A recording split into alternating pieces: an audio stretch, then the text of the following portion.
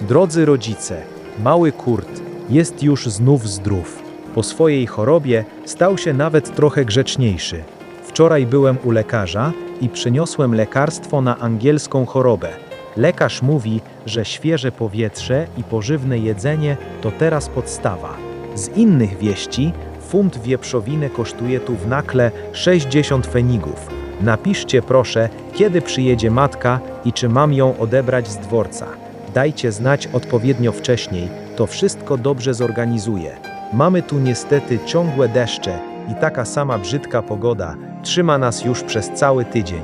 To naprawdę okropna aura, która utrudnia nam wiele codziennych spraw. Miejmy nadzieję, że ta fatalna pogoda wkrótce minie i w końcu znów będzie ładniej. Serdeczne pozdrowienia dla Was wszystkich przysyłają Otto i Greta.